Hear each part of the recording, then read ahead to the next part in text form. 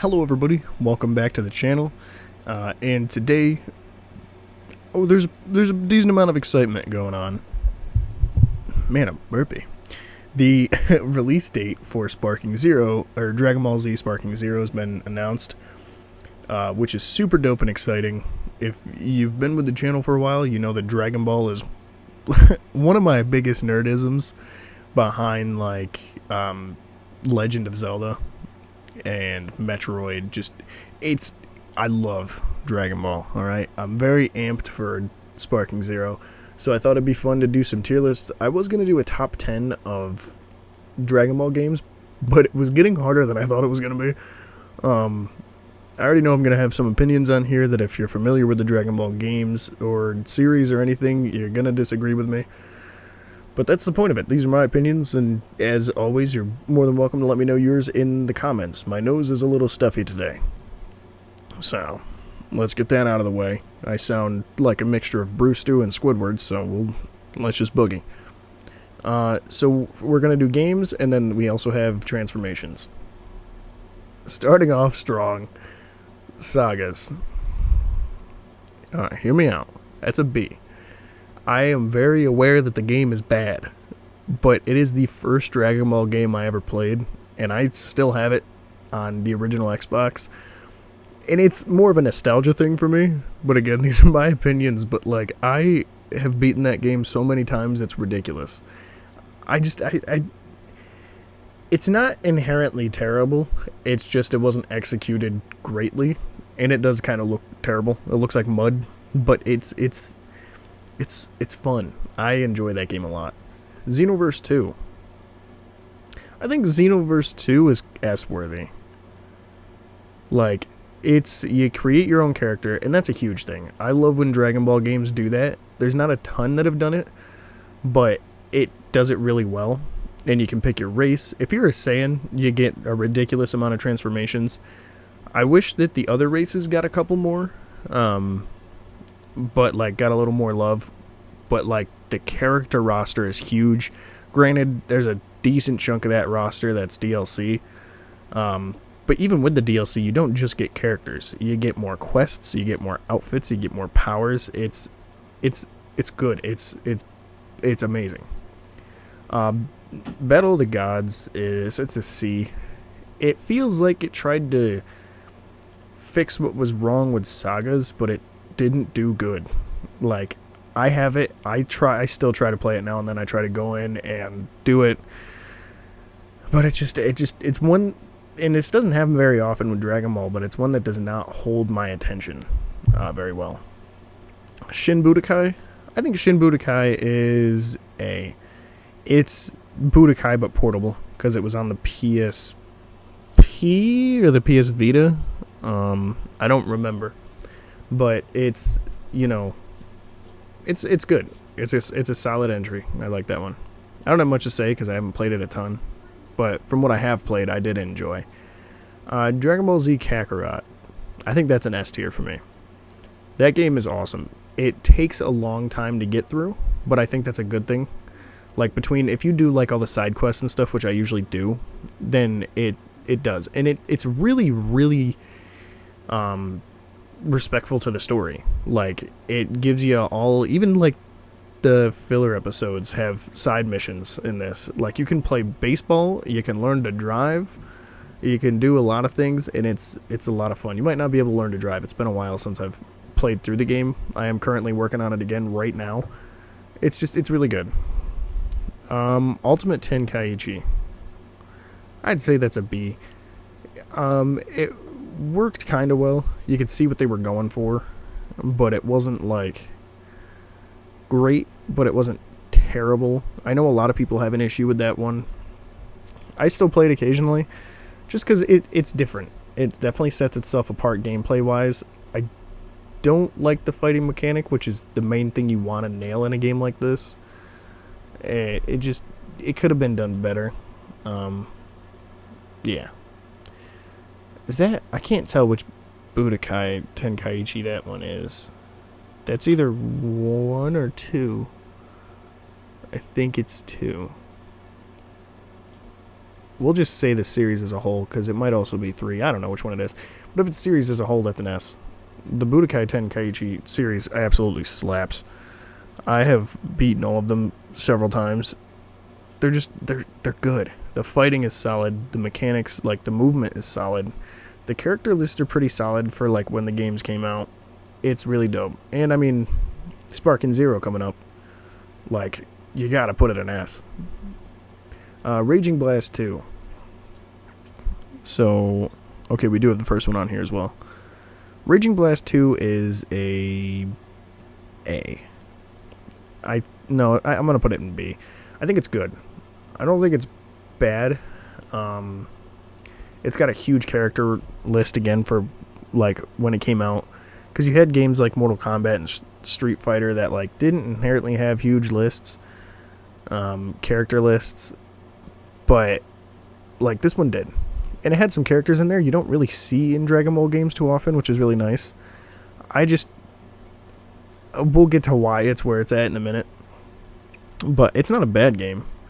It felt like it tried to fix things that weren't broken with the first one. Tenkaichi Tag Team. That one's a C. That's just because I don't have a ton of experience with it. I've played it like 3 times, and it's not bad. Like, it's Tenkaichi, but with, I don't know, portable and tag team. It's not terrible. It's okay. Fighters. Fighters throwing that right up an S.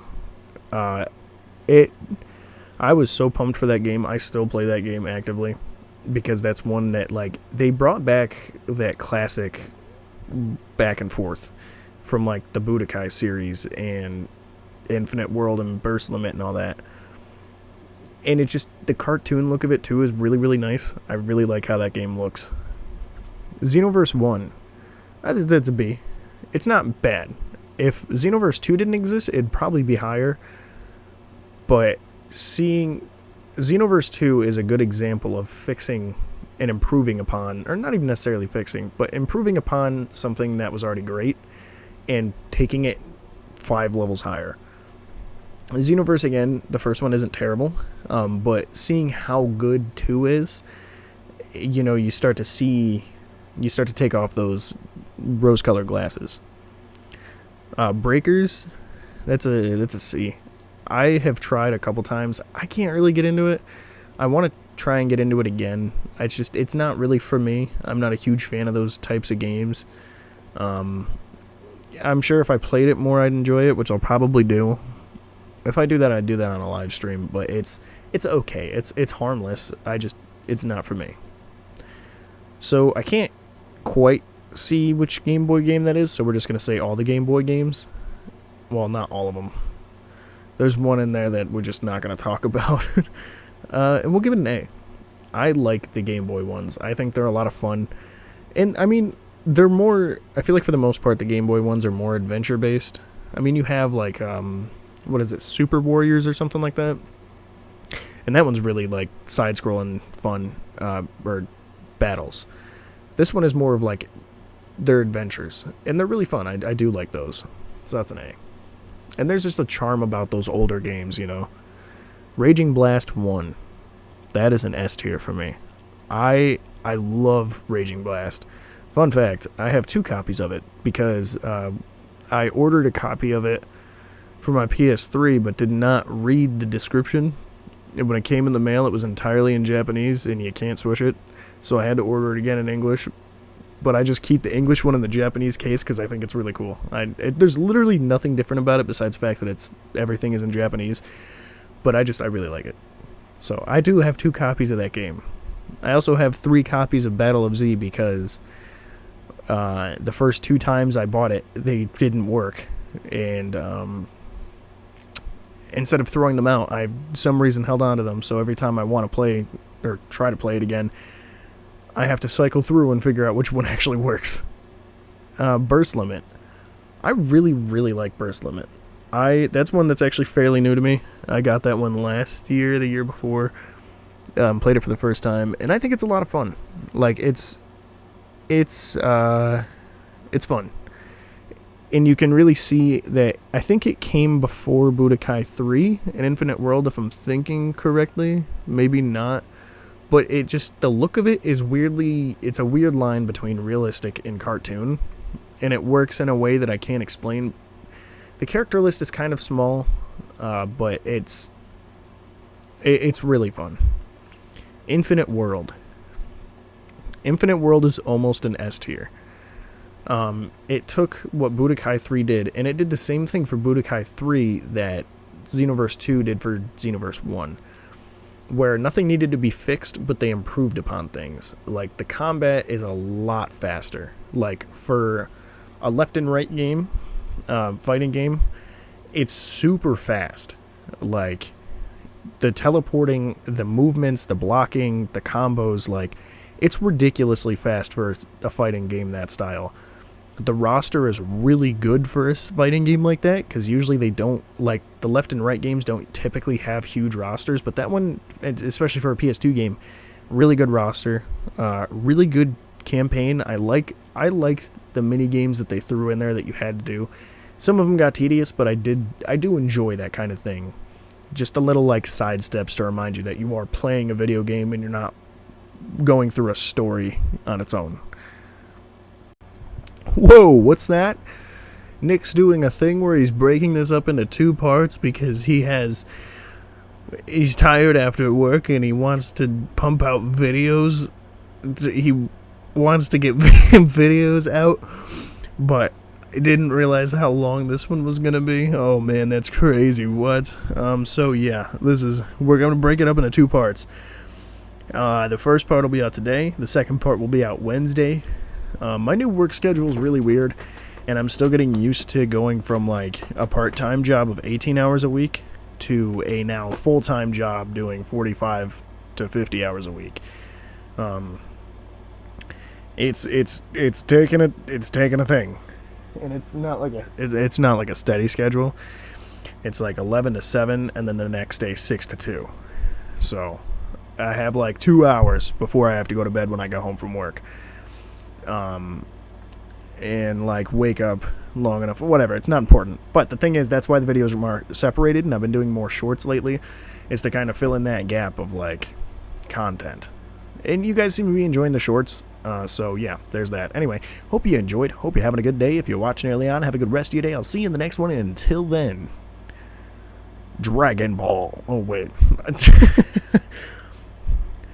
Let me bust out one of these bad boys in the good mic, if I can do it with my nose being as stuffy as it is.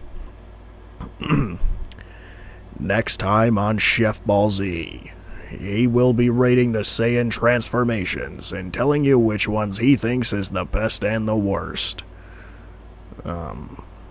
See ya. I feel like that sounded pretty good. Alright, see ya.